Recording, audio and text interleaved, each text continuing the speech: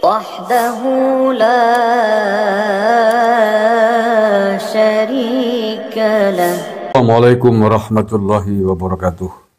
Saudaraku sebangsa setanah air yang saya cintai, saya banggakan.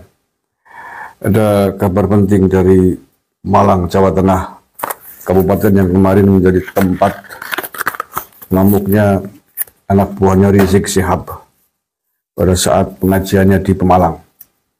Kabar pentingnya itu adalah Kapolres Pemalang diganti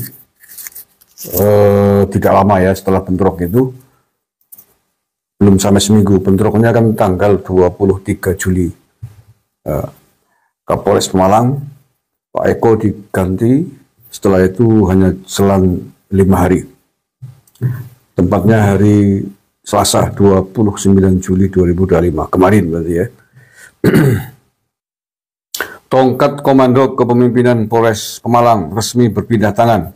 AKBP Randy Setia Permana dilantik sebagai Kapolres Pemalang menggantikan AKBP Eko Sunario dalam upacara serah terima jabatan yang dipimpin Kapolda Jawa Tengah Irjen Pol Riput Hari Wibowo di Gedung Borobudur Mapolda Jawa Tengah hari Selasa 29 Juli 2025 kemarin. Ya, apapun mau dikata, boleh saja mengatakan bahwa pergantian kepemimpinannya itu tidak ada kaitannya dengan bentrok antara FPI dengan PBLS di Pemalang. Tapi faktanya pergantian itu dilakukan beberapa hari pasca Habib Rizik atau Rizik Syihab manggung di Pemalang, sehingga kemudian timbullah keributan, kerusuhan, bentrok massa di sana.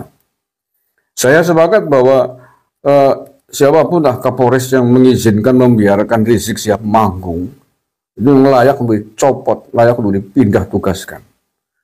Ya, bagaimana tidak, masa Kapolres tidak tahu siapa Rizik Syihab? Selevel Kapolres masa tidak tahu Rizik Syihab? Masa tidak tahu dia adalah mantan pimpinan ormas yang dilarang oleh negara, tokoh intoleran, ormas yang sudah dilarang, dibubarkan oleh negara karena punya visi misi khilafah, misi-misi yang membahayakan bagi NKRI, bagi Pancasila, bagi Bhinneka Tunggal Ika. Apa yang tidak tahu selevel Kapolres dengan jejak, rekam jejak reputasi Rizik Syihab seperti itu. Maka ketika ada Kapolres kok membiarkan Rizik Syihab manggung, dia layak untuk dicopot dari jabatannya, dipindah tugaskan. Artinya apa? Kapolres tersebut tidak cerdas melihat situasi dan kondisi, tidak melihat rekam jejak Rizik Syihab. Apanya tidak tahu? Tidak mungkin lah Kapolres tidak tahu Rizik Syihab. Peristiwa Rizik Syihab di penjara, Rizik Syihab ormas yang dibubarkan oleh negara FPI-nya itu belum lama kok. Tahun 2020-an kalau nggak salah ya, yang lalu. Nanti belum ada 5 tahun.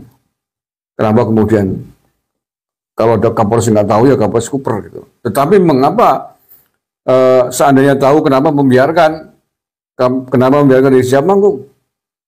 Kenapa dikasih izin? Nah, ini yang kita curigai, jangan-jangan polisi-polisi yang sudah terpapar, yang sepakat dengan visi misinya Rizik Syihab, sehingga kemudian membiarkan dia manggung di wilayahnya. Itu makanya sepakat tokoh intoleran, tokoh radikal lagi ini kok dikasih panggung di wilayah dia mimpin. Mestinya dong sebaliknya dong. Nah ya, apa gunanya Kapolri dulu pernah berkuarti dari tempat di bumi NKRI ini, di bumi Pancasila ini, bagi kelompok intoleran, bagi intoleransi radikalisme. Presiden Jokowi dulu juga begitu, tegas ketika masih menjabat presiden.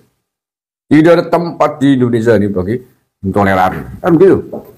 Ya misalnya seperti itu. Bahkan Pak Jokowi ketika itu pernah sangat tegas. Kapolda, Kapolres, pemimpin Polri tidak boleh mendatangi tokoh-tokoh ormas yang bermasalah di negara ini. Nah, ya, Rizik Syihab orang yang sangat bermasalah, kok dikasih panggung. Ya maka ketika kemudian timbul kekacauan, timbul bentrok, timbul kerusuhan, yaitu keniscayaan yang terjadi. Karena pasti akan ditolak oleh banyak orang. Makanya tidak hanya Kapolres, saya kira Kapolda atau pejabat tinggi yang lain membiarkan Rizik Syihab diberikan panggung di wilayahnya. layak dicopot, dipindah tugaskan. Nah ya, apa gunanya kemudian polisi membuat Densus 88, Densus anti teror ya? Di antara subnya kan menangani intoleransi, pencegahan intoleransi, pencegahan radikalisme. Apa gunanya kalau kemudian di kesatuan yang lain sesama institusi Polri malah kemudian memberikan peluang kepada tokoh intoleran untuk berceramah? Ini kan yang satu nembel atap agar tidak bocor, nah yang satu bocorin, yang satu ngelemparin batu bocor, kan ibaratnya begitu. Apa gunanya? Harusnya bersinergi gitu loh.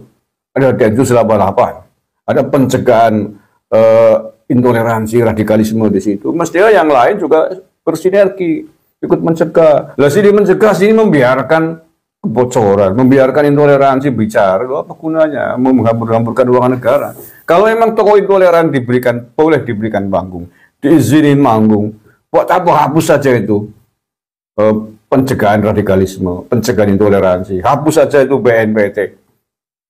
Lah iya, karena menghamburkan uang negara kalau tidak sinergi antara pejabat, antara penegak hukum, antara aparat negara ini, sesama Polri lagi.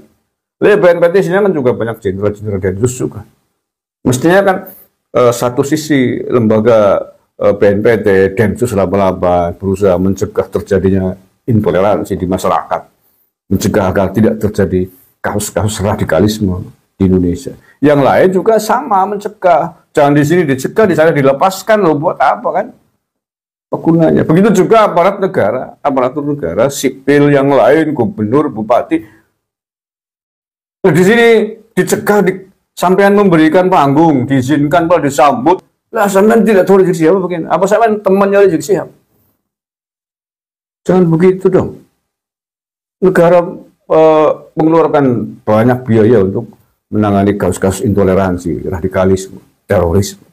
Tapi sampean bagian dari aparat negara malah memberikan panggung kepada tokoh intoleran, orang yang jelas-jelas ingin bercita-cita negara ini dalam syariat Islam, dalam khilafah Islamnya. Kok dikasih panggung, maksudnya apa sampean? Ini buat siapapun lah. Dirinya Kapolres, Kapolda, Gubernur, Bupati yang suka bermesraan dan tokoh-tokoh intoleran ini layak disanksi. Pecat kalau saya presidennya orang-orang begini. Lah ya, gemes sih. Makanya karena ini tidak sinergi, tidak sinkron para pemangku otoritas negara ini, baik sipil maupun aparatur negaranya yang TNI Polri, satu mencegah, satu membiarkan. Makanya kasus-kasus intoleransi, radikalisme terus saja terjadi. Kemarin di mana Padang, persekusi ngamuk-ngamuk tempat ibadah. Kemarin di Jawa Barat, ini terus terjadi berulang karena masyarakat menilai, melihat, loh ini pemimpin saya, bupati saya, kapolres saya, gubernur saya juga bermesraan, kok menyambut Rizik Syihab, di panggung ditemenin, kan begitu. Dianggap itu boleh, berarti nggak ada masalah nih Rizik Syihab, kan begitu. Nggak ada masalah tokoh intoleran pendakwa ini. Maka mari kita sambut, kita temenin. Ajarannya juga dipraktekkan. Oh yo, asak golokmu, asak perangmu. Akhirnya kan mengikutnya karena merasa bahwa Rizik Syihab dilindungi negara, mereka ngamuk enak saja. Melukai orang enak saja, merusak tempat ibadah enak saja. Kan begitu jadi ya. Tapi kalau semuanya sinergi pejabatnya, baik TNI, Polri, sipil, sama-sama gerak, sama-sama sepakat bahwa tokoh-tokoh intoleran dilarang manggung, dilarang berbicara di ruang publik. Dan jangan dikasih panggung, jangan disambut, jangan diterima. Semuanya selaras begitu, masyarakat akan melihat, oh ya memang tidak boleh ini. Kalau nggak boleh, sudah. Jangan undang, jangan dekati, dan jangan diikuti ajarannya. Nah, tapi karena gubernur, Kapolres bermusyawarah, berfoto bareng dengan tokoh intoleran, tokoh radikal, loh ya masyarakatnya menganggap bahwa itu boleh, menganggap bahwa dia tidak ada yang salah dengan perilaku dan ceramahnya.